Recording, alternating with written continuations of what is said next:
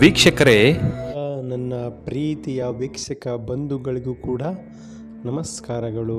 ವೀಕ್ಷಕರೇ, ಇವತ್ತಿನ ವಿಡಿಯೋದಲ್ಲಿ ನಮ್ಮ ಕೈಯಲ್ಲಿ ಇರುವಂಥ ಕೈ ಬೆರಳಿನ ಒಂದು ಉಗುರನ್ನು ತೆಗೆದುಕೊಂಡು ನಾವು ಇಷ್ಟಪಟ್ಟಂಥ ಸ್ತ್ರೀಯನ್ನು ಯಾವ ರೀತಿಯಾಗಿ ವಶೀಕರಣ ಮಾಡ್ಕೊಳ್ಬೋದು ಅನ್ನೋದನ್ನು ತೋರಿಸಿಕೊಡ್ತಿದ್ದೀನಿ ನೋಡಿ.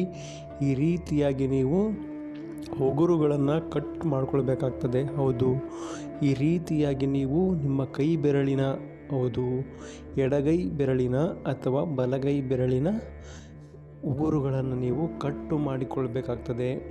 ಈ ರೀತಿಯಾಗಿ ಕಟ್ಟು ಮಾಡಿ ಇಟ್ಕೊಂಡು ನಂತರ ನೀವು ಅದನ್ನು ಯಾವ ರೀತಿ ವಶೀಕರಣದಲ್ಲಿ ಉಪಯೋಗಿಸ್ಕೊಳ್ಬೋದು ಅಂತ ನಾನು ಇವತ್ತಿನ ವಿಡಿಯೋದಲ್ಲಿ ಸಂಪೂರ್ಣವಾಗಿ ತಿಳಿಸಿಕೊಡ್ತೀನಿ ನೋಡಿ. ಈ ರೀತಿಯಾಗಿ ಉಗುರುಗಳನ್ನು ಕಟ್ಟು ಮಾಡಿಕೊಂಡು ಅದನ್ನು ಒಂದು ಪೊಟ್ಟಣದ ಥರ ಕಟ್ಟಿಕೊಂಡು ನಂತರ ಏನು ಮಾಡಬೇಕಪ್ಪ ಅಂತಂದರೆ, ಆ ಒಂದು ಕಟ್ಟಿಕೊಂಡಿರುವಂಥ ಹಾಳೆಯ ಪೊಟ್ಟಣವನ್ನು ಒಂದು ಬಟ್ಟಲಿನಲ್ಲಿ ಹಾಕಿ ಇಟ್ಟು ಬಿಡಿ. ನಂತರ ಬಟ್ಟಲಿನಲ್ಲಿ ಹಾಕಿ ಇಟ್ಟ ಮೇಲೆ ನೀವು ಈ ಥರನಾಗಿ ಅದಕ್ಕೆ ಬೆಂಕಿಯನ್ನು ಹಚ್ಚಬೇಕಾಗ್ತದೆ. ಹೌದು, ಅಗ್ನಿಯನ್ನು ಹಾಕಿ ಅದನ್ನು ನೀವು ಪೂರ್ತಿಯಾಗಿ ಸುಟ್ಟು ಬಿಡಬೇಕು. ಉಗುರು ಎಲ್ಲ ಬೂದಿ ಆಗಬೇಕು.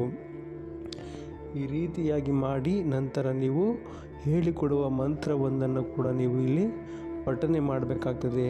ಹೌದು, ಓಂ ಕ್ಲೀಂ ರೀಂ ಅಮುಕಿ ಕುರು ಸ್ವಾಹ ಅನ್ನುವ ಈ ಒಂದು ಮಂತ್ರವನ್ನು ನೀವು ಕೇವಲ 21 ಬಾರಿ ಪಠನೆ ಮಾಡಿ ಈ ರೀತಿಯಾಗಿ ಉಗುರುಗಳನ್ನು ಪೊಟ್ಟಣ ಕಟ್ಟಿ ಅದನ್ನು ಅಗ್ನಿಗೆ ಆಹುತಿ ಮಾಡಿ ಅದನ್ನು ಬೂದಿ ಮಾಡಿಕೊಳ್ಬೇಕು ವೀಕ್ಷಕರೇ. ಹೌದು, ಈ ರೀತಿಯಾಗಿ ನೀವು ಅದನ್ನು ಬೂದಿಯನ್ನು ಮಾಡಿ ಇಟ್ಕೊಂಡು, ಈಗ ನಾನು ಹೇಳಿಕೊಟ್ನಲ್ಲ, ಓಂ ಕ್ಲೀಂ ರೀಂ ಅಮುಕಿ ಕುರು ಪಟ್ಟು ಸ್ವಾಹ ಅಂತ ಈ ಮಂತ್ರವನ್ನು ಕೂಡ ನೀವು ಇಲ್ಲಿ ಪಠಿಸಬೇಕು.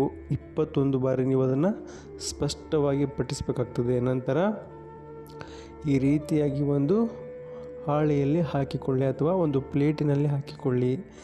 ಬೂದಿಯನ್ನು ಹಾಕಿಕೊಂಡು ನಂತರ ಹೇಳ್ತೀನಿ ನಿಮಗೆ.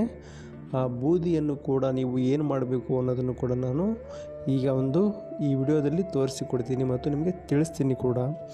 ಈ ರೀತಿಯಾಗಿ ನೀವು ಈ ಒಂದು ವಶೀಕರಣ ವಿದ್ಯೆಯನ್ನು ಮಾಡುವಾಗ ನೋಡಿ, ಈ ರೀತಿಯಾಗಿ ಮೊದಲು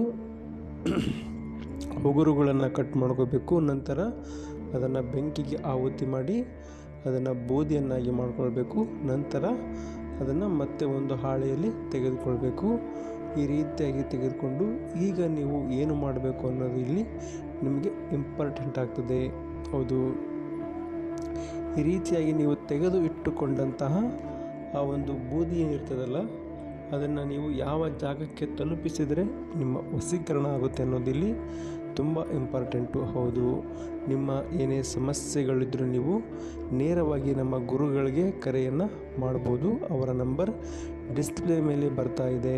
ಹೌದು, ಈ ರೀತಿಯಾಗಿ ನೀವು ತೆಗೆದುಕೊಂಡಂಥ ಬೂದಿಯನ್ನು ನೋಡಿ, ಈ ರೀತಿಯಾಗಿ ಬೂದಿ ಅನ್ನೋದಕ್ಕಿಂತ ಅದನ್ನು ನಾವು ಆಧಾರ ಅಂತ ಹೇಳ್ತೀವಿ. ಆಧಾರ ಅಂತಂದರೆ ನಿಮಗೆ ಗೊತ್ತಿರುತ್ತದೆ.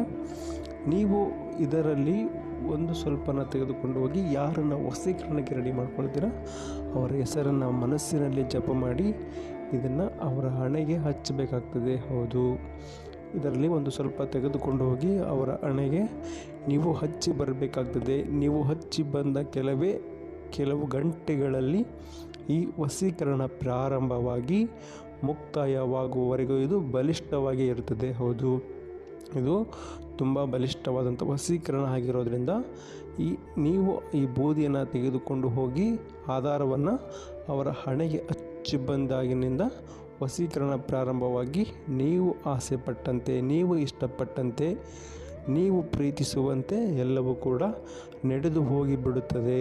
ನೀವು ಅಂದುಕೊಂಡಂತೆಯೇ ಆಗಿಬಿಡುತ್ತದೆ. ಗುರುಗಳಿಗೆ